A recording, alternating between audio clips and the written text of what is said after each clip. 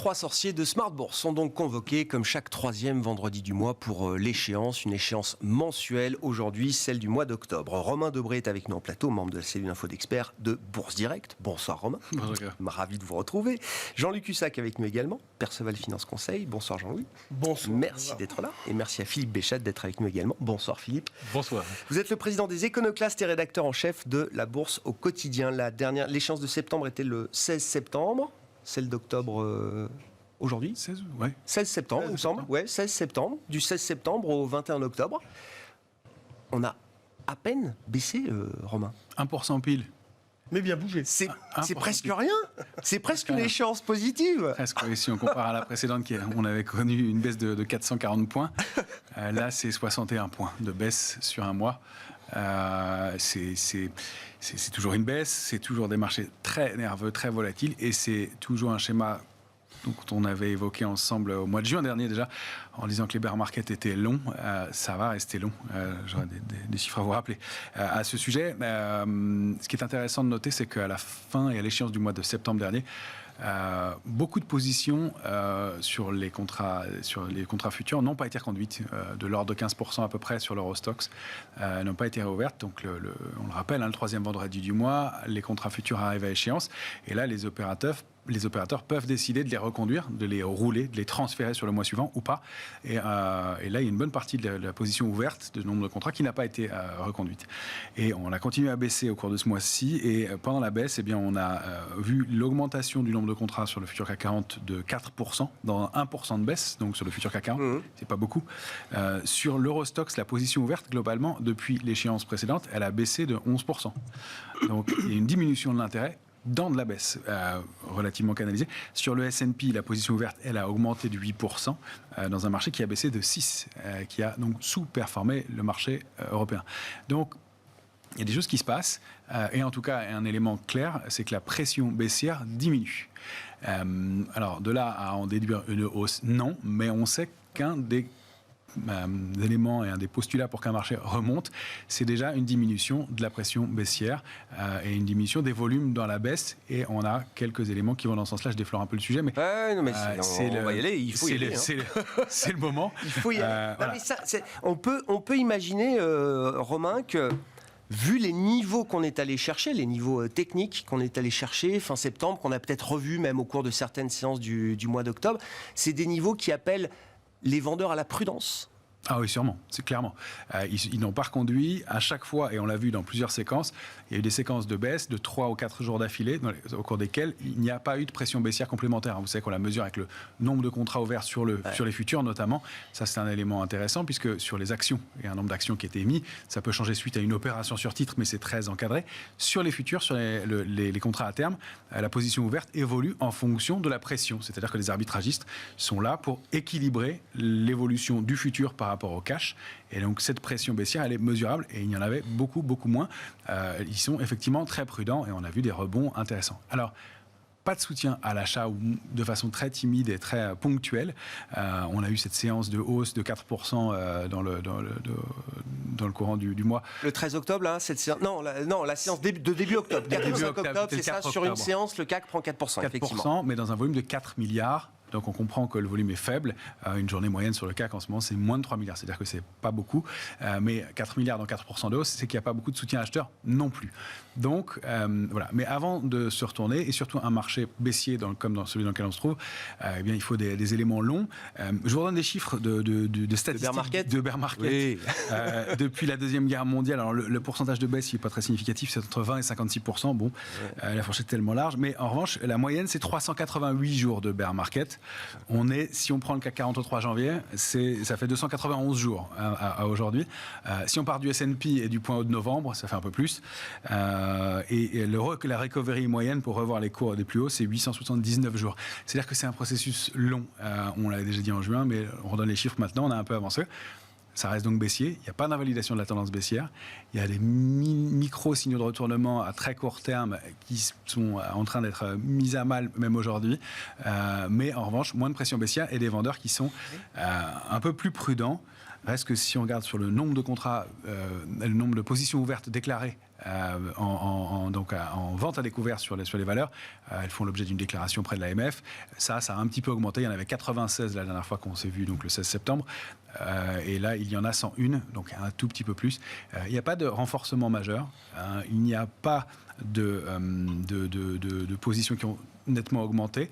On peut même noter qu'il y a certains rachats de short. On a vu Orpea dans le courant de la semaine. Et la réaction d'Atos aujourd'hui fait probablement partie de ces positions de rachat de short, au moins. Donc, il y a même manifestement des vendeurs qui se montrent un peu plus prudents. Donc, on a vu Orpea prendre jusqu'à 40% sur une séance il y a quelques jours. C'est ça, dans la séance est terminée à plus 15 finalement. Ça, c'est typiquement un mouvement de rachat de short. Il n'y a pas d'élément particulier pour faire changer la tendance. On note que les opérateurs, et on entame cette nouvelle échéance des marchés dérivés avec toujours très peu d'intérêt. Ça, c'est intéressant, notamment à Paris, et avec de la couverture toujours dans les portefeuilles, des opérateurs qui restent prudents, donc peu d'intérêt, des opérateurs assez en retrait, assez prudents. C'est toujours la spéculation qui drive. Pas dire qu'on ne va pas aller voir plus bas, mais pour l'instant, c'est en train de se stabiliser et la pression baissière diminue. Ça, c'est un élément important. C'est la première fois qu'on constate ça depuis janvier dernier. Au fur et à mesure du drawdown et de la longévité du bear market, effectivement, on a déjà consommé une partie quand même du bear market. L'histoire nous dira quand il s'arrêtera, mais probablement. Pour l'instant, on regarde des statistiques et des moyennes historiques. On a déjà avancé dans ce bear market, évidemment. Jean-Louis, est-ce qu'il s'est passé un truc en octobre différent des semaines et des mois précédents? Il n'y a plus de relais à la baisse. Oui, mais c'était un peu prévu parce que justement, il n'y avait pas de complaisance sur ces marchés. La volatilité implicite est restée constamment très élevée. Donc ça veut dire que les différents acteurs étaient protégés, achetaient même des protections, restaient méfiants. Et donc on a eu un mois, si vous voulez, sans conviction, je dirais. Beaucoup d'anticipation, beaucoup de contre-pied. À la moindre étincelle sur les taux souverains. On a eu, si vous voulez, un mois qui nous a montré une très grande présence des algos. Il y a eu beaucoup d'arbitrage face justement à des spéculations assez importantes, à l'achat surtout. Et pour moi, c'est vrai que le risque pour la fin de l'année, et même pour la suite, il est peut-être asymétrique. C'est-à-dire qu'en fait, risque de baisse faible, le marché a montré en fait qu'il ne voulait pas baisser, ou il ne pouvait pas vraiment, sauf nouvelle extrêmement violente, bien évidemment, mais il ne veut pas baisser. Et j'avais dit, normalement, avec une volatilité implicite comme ça, on évitera l'effet domino à la baisse. Et une bonne nouvelle, comme par exemple la fin du conflit entre l'Ukraine et la Russie, qui peut, on ne sait jamais, arriver à tout moment, peut-être pas demain matin, mais avec un cessez-le-feu à discuter, vous pouvez avoir une réaction des marchés extrêmement violente à la hausse, avec un euro qui pourrait... Genre la réaction vaccin Pfizer-Moderna, novembre... pour moi, oui. Non, parce que la fin du conflit russo-ukrainien, c'est pas le retour à la vie d'avant. Hein. Oui, mais c'est quelque chose... Alors que les vaccins, ça permettait d'imaginer le retour à la vie d'avant. Ouais. Le jour J, si. Oui. Mais enfin bon, si on revient là-dessus, c'est compliqué, cette histoire d'annonce, comment elle a été annoncée. Enfin, c'était une surprise. Là, c'est quelque chose qui est très, en effet, surveillé. Évidemment, c'est différent, mais. Moi, je pense que sur un mouvement de reprise, oui, on peut faire 10%, entre 5 et 10%, pourquoi pas. En tout cas, il faut s'attendre à quelque chose de potentiellement positif. Ce qui fait que, vous savez, un spéculateur qui joue avec un petit effet de levier, des hedge funds qui sont dans le mauvais sens, je peux vous dire qu'ils vont vite courir à moitié pied. Et il n'y a personne en face. Tu l'as dit à un moment donné, il n'y a personne. Et pourquoi des volumes 4 milliards? Il n'y a personne. Ce qui est spectaculaire, je trouve, en tout cas de mon point de vue et de la manière dont je regarde le marché, c'est que cette résilience des indices et des actions qu'on observe là au cours du mois d'octobre, elle vient quand même à un moment où on a une nouvelle accélération à la hausse des taux d'intérêt, qui reste quand même pour les investisseurs globaux, fondamentaux ou même hedge ou autres, qui reste quand même le sujet d'inquiétude. On a eu une volatilité extrême sur les taux, on prend 10 points de base tous les jours sur le 10 ans américain pour atteindre des niveaux qu'on n'imaginait même pas il y a encore un mois, et bien pourtant les marchés actions tiennent. Alors, quand il y a en effet un retour au calme, les marchés accélèrent à la hausse. Quand ça se tend sur les taux, les marchés rebaissent, mais moins qu'ils ont monté. Voilà. Hier, le Nasdaq perd même pas 1%, alors que le 10 ans américain passe 80. Exactement. 80%. Ce matin, il y avait une situation tendue. on était au bord de quelque chose de mauvais, éventuellement. Et puis, comme par hasard, on a eu des annonces, le marché a rebondi. Enfin, il y a toujours des trucs qui viennent de nulle part et qui permettent... C'est quoi les annonces? J'ai pas vu. C'est quoi les annonces? Il y a plusieurs annonces sur le fait qu'à partir de 2023, il y aurait une politique moins restrictive aux États-Unis, qu'on aurait atteint le bout du bout, etc. Oui. Bullard a fait un commentaire hier. Oui, enfin comme tous les jours, quoi. Ni plus ni moins aujourd'hui qu'hier ou qu'il y a une semaine. Bien sûr, non, mais pourquoi hier, quand il a parlé, ça n'a pas fait grand-chose, et aujourd'hui, il y a eu un article dans Wall Street Journal, je crois, ou je ne sais plus dans quel journal, qui a fait que on a fait une petite pointe à la hausse tout à l'heure. Après, il y a eu aussi Macron avec l'énergie, enfin bon, des petites choses comme ça qui viennent au bon moment prendre le marché à contre-pied. C'est ça qui est terrible. C'est-à-dire que vous avez, en l'absence d'intérêt, de conviction, de gérants, etc., des spéculateurs qui essayent de se voler entre eux, mais qui en même temps se prennent les pieds dans le tapis. Donc un risque asymétrique aujourd'hui. Ouais, je pense. Ouais. Philippe. Bon, alors, la petite anecdote qui explique que le marché se retourne miraculeusement, je n'y crois évidemment, mais pas une seule seconde. Vous avez un truc énorme comme l'inflation la semaine dernière, hein, c'est massif, c'était pas attendu, il n'y a pas de fait accompli, et puis d'un seul coup, on voit le VIX qui perd 5% en une heure. Bon. Le jour de la publication du CPI baisse, là, c'est ça? Je peux vous faire la démonstration pour pratiquement à chaque rebond. Donc c'est clair que les marchés sont pilotés par la manipulation du VIX. Alors par qui? On s'en doute un petit peu, hein, c'est les Sherpas de Wall Street. Je pense qu'ils n'agissent pas comme ça parce que ça leur prend. Je pense qu'ils ont quand même l'instruction d'enrayer la panique. Or, tous les algos sont asservis à l'évolution du VIX. C'est-à-dire que si le VIX se détend, d'un seul coup, les algos repayent et inversement. Donc, il n'a jamais explosé à la hausse, le VIX. Mais il a toujours été sous contrôle, c'est bien ce que je dis. Ouais. Absolument. Entre 28 et 34,50. Voilà. On l'a souvent observé. 34,49. 34,49 voilà. Et on le teste et pas plus. Absolument sous camisole. Et 33, dépassé 34,5, ramené immédiatement à 33 puis 32. Voilà, c'est quelque chose qui est absolument systématique. Donc, on sait qu'il n'y a plus de volume. La volatilité, la liquidité, elle s'est évaporée. Et la volatilité augmente symétriquement. Plus les carnets d'ordre sont minces, voire inexistants, plus chaque mouvement se traduit par un panic selling, soit par un panic buying, un FOMO, et c'est parti. C'est cette raréfaction de la liquidité qui doit quand même nous interroger. Maintenant, en ce qui concerne la non-réaction des marchés à des taux qui, je suis en train de le regarder, se sont tendus de 150 points depuis mars dernier, quand le CAC était déjà à 6050. C'est-à-dire qu'avec des taux qui ont doublé tout simplement en France, hein, c'est purement et simplement doublé, le CAC est au même niveau. Bon, c'est absolument impossible. Vous ne pouvez pas tenir un portefeuille qui vous rapporte 2,25 face à des taux, des rendements sans risque qui sont passés de 3 à 4,60, 4,75. Il y a une rotation quand même au sein du CAC. Ce n'est pas les mêmes valeurs qui tiennent le CAC aujourd'hui qu'il y a un an. Tout ça. Ah oui, mais ça compte quand même. Là, franchement, c'est du réarrangement. Effectivement, on est obligé de garder de l'argent dans la poche action.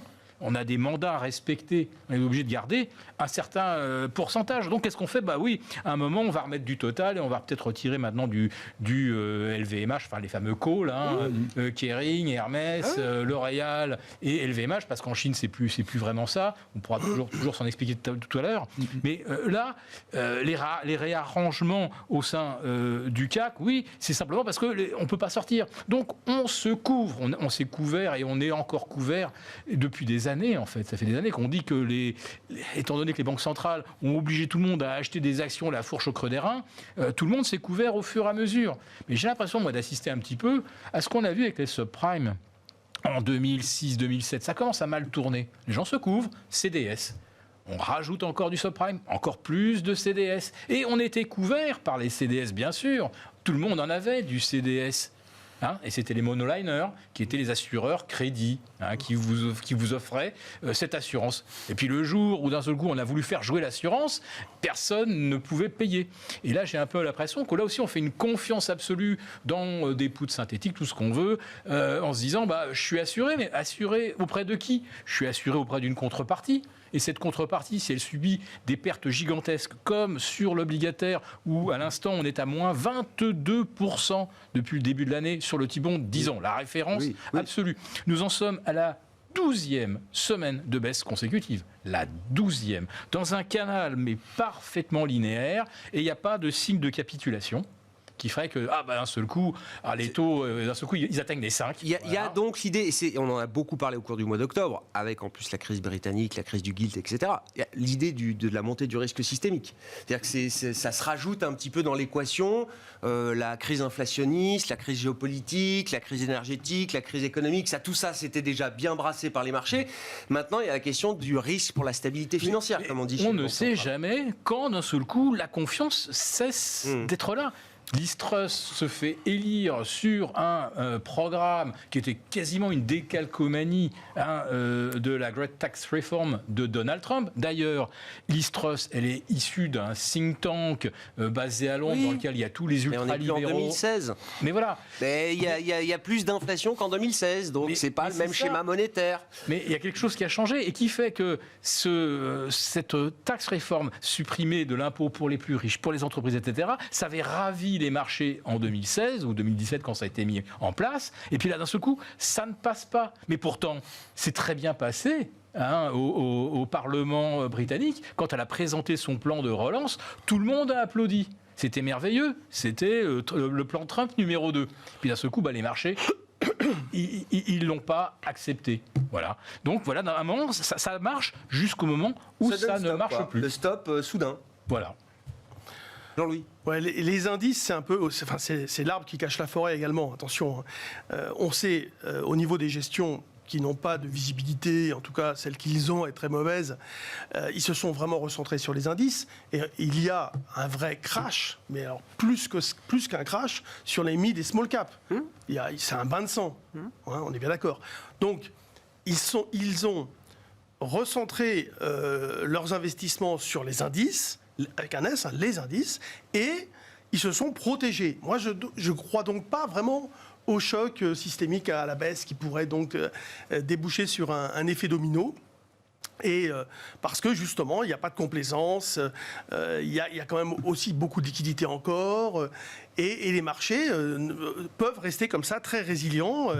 Avec alors l'histoire de la liquidité, c'est la volatilité de la liquidité qui est assez incroyable. Pourquoi ? Parce que quand les algos sont hyper présents, les algos, ils vont être à l'achat et à la vente. Et tout d'un coup, quand il se passe un phénomène quelconque, là, si jamais il faut payer, l'algo va annuler son ordre de vente et va payer. Et c'est pour ça que c'est très rapide et très violent et très incroyable. On voit bien sur le futur. C'est linéaire sur 30 points. On disait à l'époque... Mais c'est quoi ? Il n'y a pas d'état d'âme là-dedans. Non, il n'y a pas d'état d'âme. C'est une machine qui enlève les ordres de vente et qui paye. Et inversement. Et donc, on observe des mouvements qui sont très déstabilisants. Les opérateurs peuvent se dire, mais qu'est-ce qui se passe ? Et en fait, non, c'est vraiment des phénomènes endogènes au marché qui amènent ces mouvements en l'absence de vraies convictions d'acteurs, comme les gestions, qui, encore une fois, ne peuvent pas se permettre de prendre trop de risques dans un contexte économique, géopolitique extrêmement dangereux. Vu comme vous le décrivez, je reviens quand même, Jean-Louis, ça paraît pas très sain. Et pourtant, vous dites, la résilience, oui, parce que elle est éprouvée là au cours de ce mois d'octobre. Moi, j'ai dit avant qu'il pouvait pas y avoir d'effet domino. Enfin, et donc, vous voyez qu'il n'y en a pas. Et moi, je suis basé... Oui. Non, mais attendez, vous vous rendez compte les mauvaises nouvelles que nous avons eues tous ces derniers temps, c'est phénoménal. On s'en rend compte, on en parle tous les jours. Oui. Voilà. Donc, on peut même pas les lister sur une feuille. C'est pourquoi je citais l'exemple des subprimes. Vous aviez des rues entières à Phoenix, à Las Vegas, à Sacramento, des rues entières qui étaient à vendre en foreclosure, mais tout le monde avait du subprime qui était bien noté AAA et qui était garanti par CDS. Oui, mais Philippe, à l'époque, quand on disait... Il y avait de la mauvaise nouvelle. Il y a un fort danger avec ces produits, etc. tout le monde, moi je me souviens, j'étais un des premiers à en parler sans savoir exactement où on allait ni de quoi on parlait, mais j'étais sensibilisé et on nous disait non, mais t'inquiète pas, il n'y a pas de problème, tu racontes des bêtises, etc. Alors qu'aujourd'hui, tout le monde a conscience des problèmes.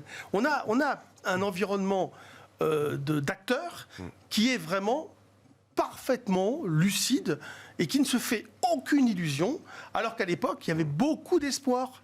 Et là, il n'y en a pas. Là, il y a une hyper-méfiance.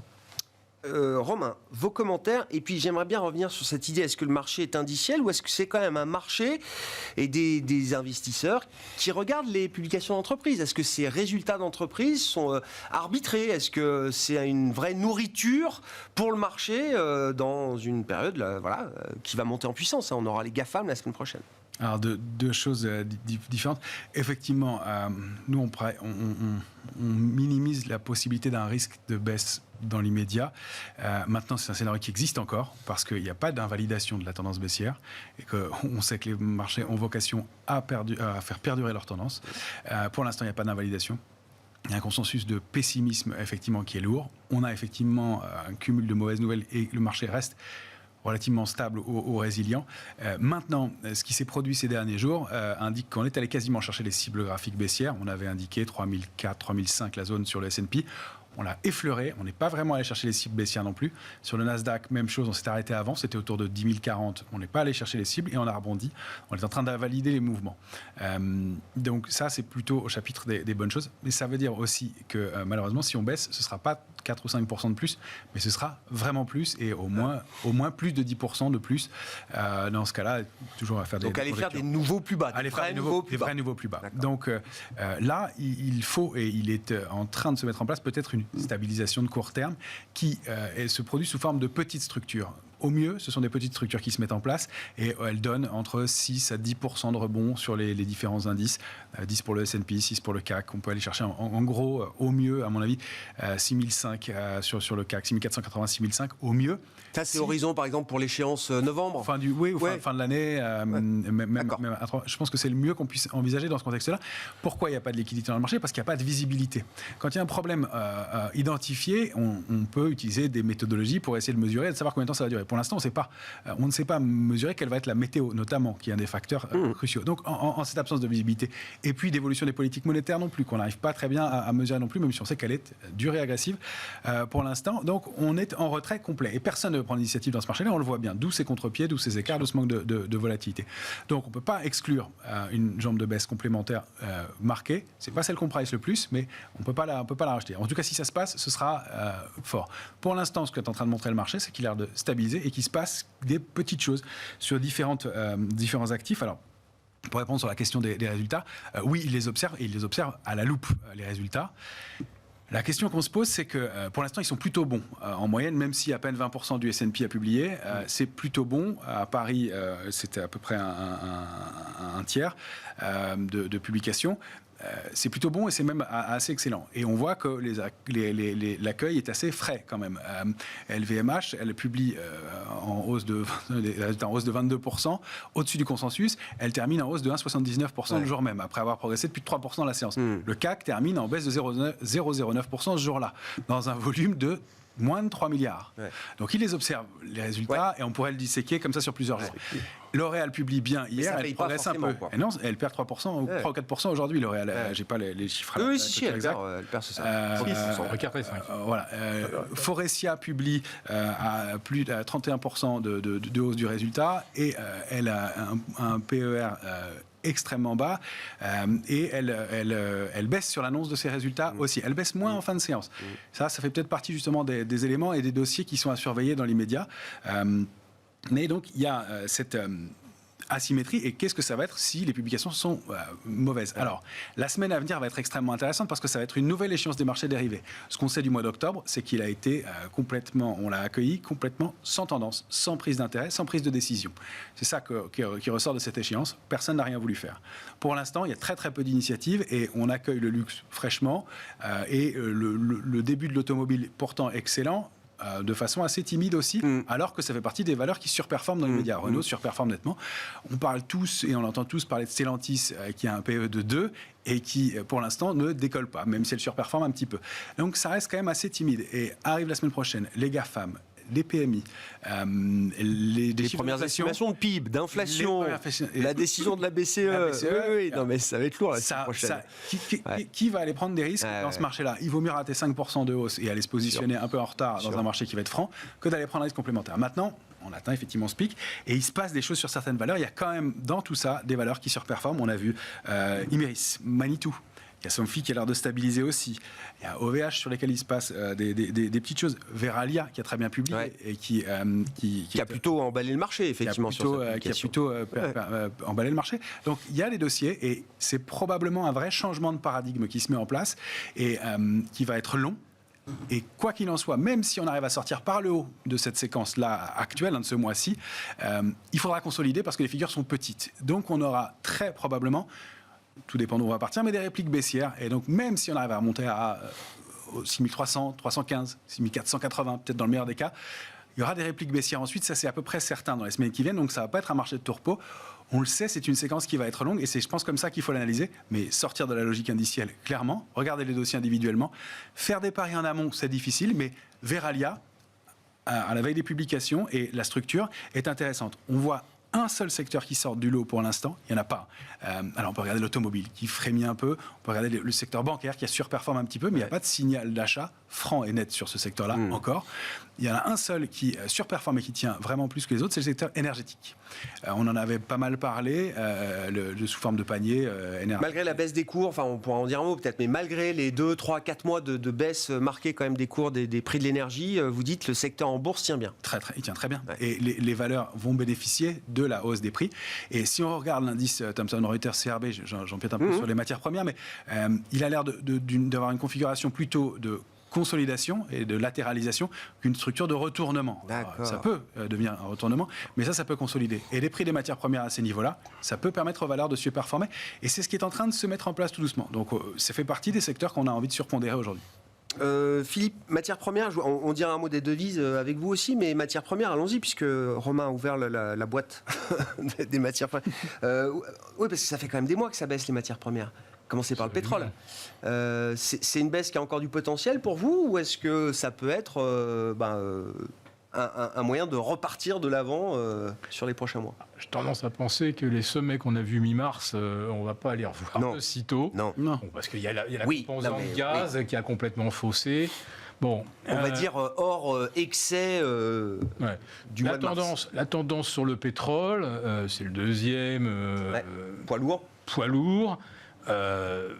On est dans une tendance baissière, il y a des rebonds, ça repart de 80, 82, 83, ça remonte à 94, mais ça reste quand même dans le canal baissier. Alors j'ai lu, je ne sais plus quel spécialiste disait que il pourrait y avoir du shortage de cuivre, enfin il manque. Ah oui, de la pénurie. Pénurie de cuivre. Oui. Oh, il y a des alertes là-dessus. Voilà. Oui, bien sûr. Autre métal industriel qui est l'argent. Donc l'argent, il se fait laminer, c'est le cas de le dire. L'once à 18,40 $. Enfin, et puis quand vous cherchez de l'argent physique, il n'y en a pas. Donc je me dis, il y a un moment où qu'est-ce que les marchés représentent vraiment? Enfin, essayer d'acheter une pièce en argent, c'est 33 à 36% de prime directe. C'est-à-dire que l'once est à 18,40, il n'y a pas une pièce en argent d'une once à moins de 23, 24 $. C'est hallucinant. Donc on voit bien que des marchés conçus à base de papier, de produits virtuels, il y a un moment, ils ne reflètent plus vraiment la réalité. Donc je me dis que là, il y a peut-être un moment où il risque d'y avoir un repricing, et puis alors d'une violence inouïe, puisque là, d'un seul coup, des gens vont se dire, là, il faut que je prenne livraison du physique, là. Hein, je vais exercer. Face à qui? Face à quoi? Ceux qui sont short, qui ont permis effectivement de descendre l'argent en dessous des 20 et de le ramener à 18. Ceux-là, je ne sais pas où est-ce qu'ils vont aller trouver du stock. Ça peut être un gros squeeze alors. Ça peut être un squeeze. Je dis, c'est juste un scénario comme ça. Mais 18-24, c'est un gros niveau d'accumulation de long terme sur l'argent en plus. Oui, tout à fait. On voit parfaitement que se dessine peut-être un W et le W, on franchit la partie centrale à 22 et là, c'est parti. Donc, sur les matières premières, voilà, il y a des choses comme ça où j'ai quand même le sentiment qu'il y a de la manipulation de marché. D'ailleurs, j'ai vu qu'il y a encore un trader, je ne sais pas si c'est JP Morgan qui s'est fait condamner pour manipulation des cours de l'or. Enfin, ça n'arrête pas toutes les semaines. On n'a pas, ça se passe pas sans qu'on ait quelqu'un qui soit inculpé pour manipulation. Donc, quand on manipule les marchés, c'est qu'on veut juste leur faire l'inverse de ce qu'ils ont envie de faire, parce que ça n'arrange pas certains intérêts qui sont peut-être pas positionnés dans le bon sens. Voilà, c'est un petit peu mon observation. Après, il va falloir regarder aussi le coût de production de l'acier plat, de l'aluminium. Les hauts fourneaux allemands sont pratiquement tous à l'arrêt. Et disons que depuis 20 ans, depuis les années Schröder, on est parti sur l'idée que l'énergie au gaz baisserait tendanciellement, presque éternellement, et on a calculé des niveaux de rentabilité avec des hypothèses qui ne sont pas tenables et qui, là aujourd'hui, on ne voit pas comment même le gaz pourrait revenir seulement à 2 fois son coût d'avant le boycott du gaz russe. Même revenir à seulement 2 fois le prix du gaz d'avant, je pense que c'est très très compliqué à envisager. Donc, est-ce que le marché a pricé tout ça ? Je continue de penser que non. Bon. En tout cas, il est toujours dans une dynamique baissière, donc il est toujours en train de pricer quand même des mauvaises nouvelles, le marché. Mais je dis, j'en reviens à mon exemple des subprimes, tout le monde se pense couvert, donc tout le monde pense qu'il n'arrivera à rien. Qu'est-ce qui peut se passer sur le yen 151 ? Dollar yen 151. Dollar yuan offshore à plus de 7,27. Ouais, ben oui. Oui, non, mais ça va très vite là aussi. Le yen, c'est vertical. C'est vertical, et là, bon, avec l'assentiment de la Banque centrale, qui d'un seul coup maintenant a l'air de réaliser que les choses sont en train un petit peu de lui échapper. Je sais pas, il y a 3 semaines, ils intervenaient, et puis là maintenant, ils disent. Ce matin aussi. Ah oui, aussi. Ils disent encore qu'ils vont intervenir. Mais là, on est effectivement. Alors, et ce qui est marrant, c'est que le niveau des emprunts à 10 ans japonais, les GYG, les JGB, oui. Voilà, ils sont à des niveaux, historiquement, c'est du jamais vu. Et là, on se dit, est-ce que la Banque centrale peut reprendre le contrôle ? Alors tout le monde se dit... Ils sont contenus normalement à 0,25, 25 points de base, c'est ça ? Voilà. Ouais. Mais on se dit, alors, soit la Banque centrale essaie d'enrayer la dégringolade du yen, et à ce moment-là, il remonte les taux. Mais c'est penser à tous ceux qui sont... vendeurs de yens, vous savez, emprunteurs à zéro au Japon, vendeurs de yens, et qui bien sûr font le fameux carry trade. Je vends du yen pour acheter des actifs en dollars rémunérés 4,75. Bon, si d'un seul coup, du jour au lendemain, le yen se met à remonter, c'est littéralement explosif. Donc c'est une mauvaise solution. Mais si la Banque centrale du Japon ne fait rien, c'est aussi une mauvaise solution, parce que là, à un moment, la pâte de dentifrice inflationniste, elle va finir par sortir du tube, au Japon aussi. 3%. Et ils auront du mal. 3% d'inflation au Japon, marqué ce matin. Bon. Bah c'est déjà le plus haut niveau d'inflation depuis 1991. Oui. Voilà. Oui. Donc, et c'est pareil, en juin 2021, on disait, tiens, l'inflation atteint 1,7, on tend vers 2%, tout va bien. Voilà. Mais là, je dis, le Japon, il faut surveiller ça de très près, parce que là, un retournement du yen, dans un sens comme dans l'autre, ça va être... Il y a des accumulations de positions énormes, effectivement, absolument, sur cette position dollar-yen. Sur les devises, finalement, quand on a parlé du dollar-yen, l'euro-dollar paraît assez stable, Jean-Louis. Depuis quelques semaines, depuis le début du mois. Il y a eu un gros décrochage en septembre, quand on casse la parité, là, et puis après, la tendance est baissière depuis longtemps. Le dollar a vraiment explosé. Ce que peuvent dire les Américains aux Japonais, c'est toujours la même phrase, c'est le dollar est notre monnaie et votre problème. Et là, en effet, les Japonais ont des très gros problèmes. Enfin, parenthèse, probablement à un moment donné, ils iront vers le resserrement monétaire. Il n'y a pas vraiment le choix. Enfin, je sais pas, d'après ce que j'ai lu. La Banque du Japon se réunit la semaine prochaine, on verra. Bon. Et l'eurodoll, lui, sur le plan graphique, c'est clair, c'est toujours baissier, mais c'est vrai qu'il stabilise pas mal. Moi, ça m'a permis, si vous voulez, dans cette phase de stabilisation, d'abaisser les niveaux à partir desquels on va pouvoir neutraliser, puis passer acheteur. Donc maintenant, au-dessus de la parité, je repasse à neutre, et à 1,02, on repasse acheteur. Vous voyez, au départ, je me souviens, on était à 1,15. Philippe m'avait dit « Oh oui, mais il est loin ton niveau !» Oui, mais t'inquiète pas, il va baisser. Et la tendance fait que l'eurodoll est resté constamment baissier. Nous sommes restés constamment baissiers, malgré parfois des rebonds techniques. Et aujourd'hui, le retournement enfin on va dire à 1 et au-dessus, on arrête de shorter, on est neutre. Et donc ce qui permet, par exemple aujourd'hui, d'acheter des calls 1. Vous voyez, on se prépare, si vous voulez, à cela. On se dit, moi, à partir du moment où je vais me projeter, je vais vendre, par exemple, à 0,98, 0,99, et on achète le call à partir duquel, justement, le strike va nous permettre de dire que au-dessus de 1, c'est neutralisé sur le plan graphique. Et 1,02, on passe acheteur. Voilà. En tout cas, c'est donc on commence à élaborer des stratégies avec cette idée-là. Voilà, c'est-à-dire que la préparation, c'est l'achat du call. Voilà, c'est l'achat du call, de l'option, qui va nous permettre d'être efficace dans cette phase éventuelle de rebond et de retournement. Et pas de retour sur 0,83. Alors, moi, si tu veux, pour l'instant, tant qu'il n'y a pas d'indication de rebond, on peut aller... à un moment donné, il faut pas, c'est très important de ne pas se fixer de limite, parce que quand on est parti de 1,20, et pour aller chercher 0,96, il fallait ne pas se dire on va s'arrêter à parité déjà. Vous voyez, déjà 1, ça paraissait le bout du monde, et on l'a enfoncé, alors qu'on avait tenu dessus. Donc je ne sais pas où on va, mais pour l'instant c'est toujours en effet vendeur, c'est tout.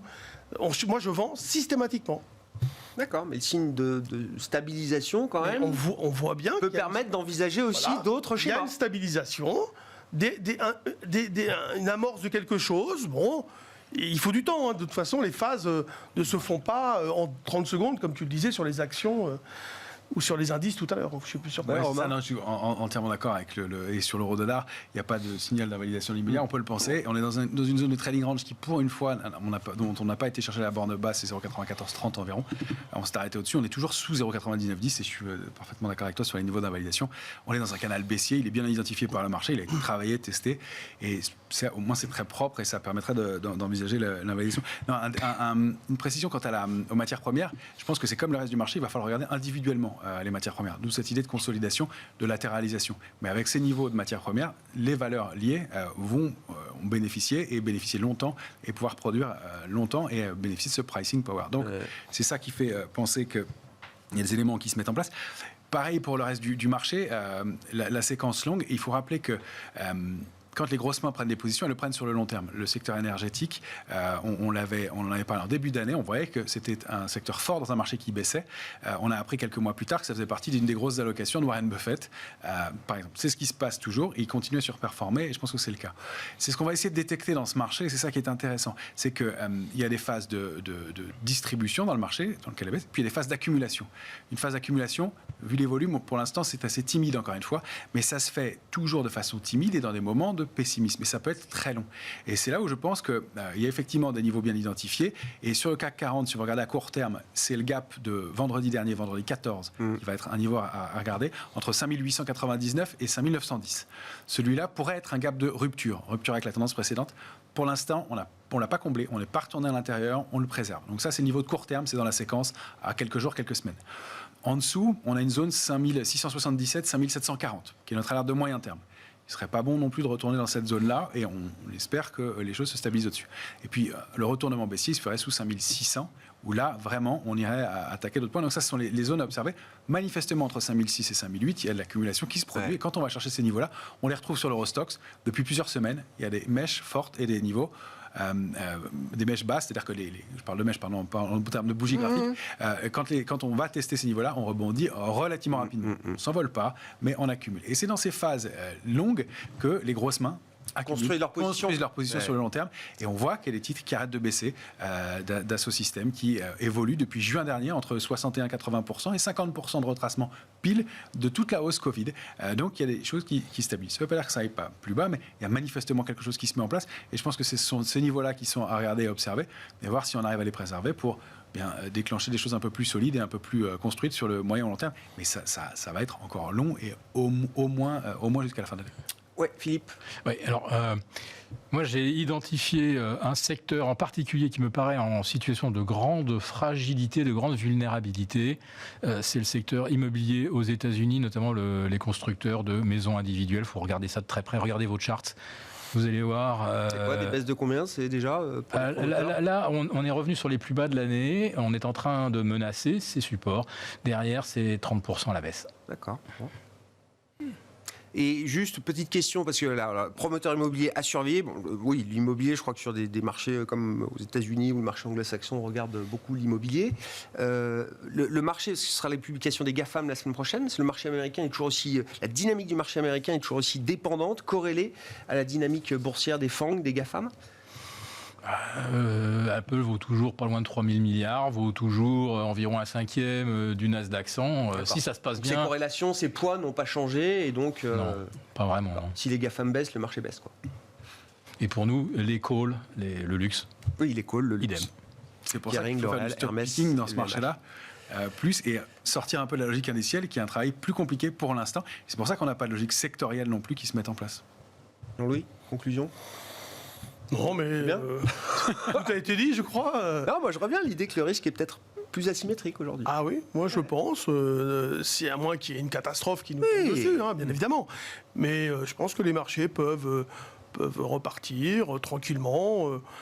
Enfin non, ils repartiront pas tranquillement, ça sera nerveux, ça restera nerveux, bien évidemment. Mais ils peuvent tenir en tout cas. Ah ouais.